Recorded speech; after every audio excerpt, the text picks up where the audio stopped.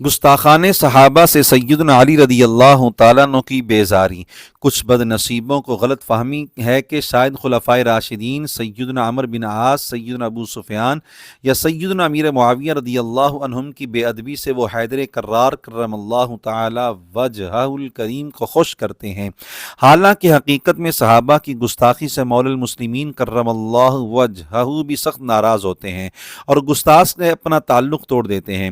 حضرت ابو محمد عبداللہ محتدی علیہ رحمہ فرماتے ہیں، میں حج بیت اللہ کے لیے حاضر ہوا، حرم اقدس میں پہنچا تو مجھے ایک شخص کے بارے میں بتایا گیا کہ اسے پانی کی حاجت نہیں پڑتی۔ میں نے اس سے وجہ پوچھی تو وہ کہنے لگا، میں حلہ یعنی عراقی شہر کا باشندہ ہوں، میرا تعلق صحابہ کے گستاخ مسلک سے تھا۔ ایک رات کو میں نے خواب دیکھا کہ قیامت قائم ہو چکی ہے، لوگ سخت تکلیف، مصیبت اور پیاس میں مبتلا ہیں اور مجھے بھی سخت پیاس لگی ہوئی ہے۔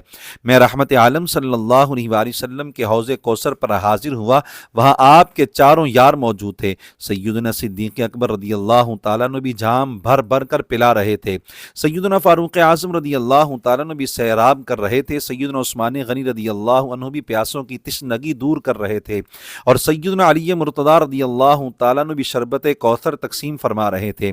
میں سیدنا علی رضی اللہ عنہ کے پاس حاضر ہوا تاکہ وہ مجھے جام کوثر عطا کریں۔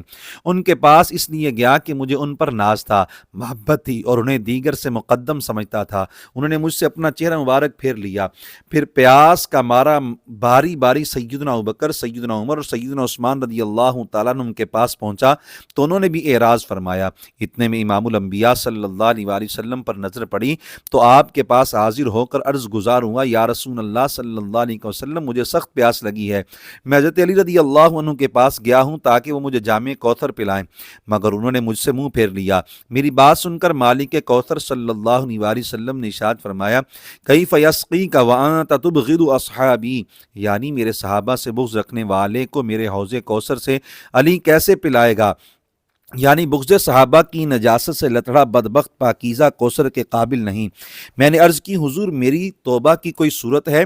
فرمایا، نعم، اسلم وتب واسقیک شربۃ لا تظمأ بعدها ابدا، یعنی تم اپنے برے عقائد سے توبہ کر کے اسلامی عقائد اختیار کر لو تو میں تمہیں ایسا مشروب پلاؤں گا کہ پھر کبھی پیاس نہیں لگے گی۔ میں نے سرور عالم صلی اللہ علیہ وآلہ وسلم کے دست اقدس پر توبہ کی اور اسلام قبول کر لیا۔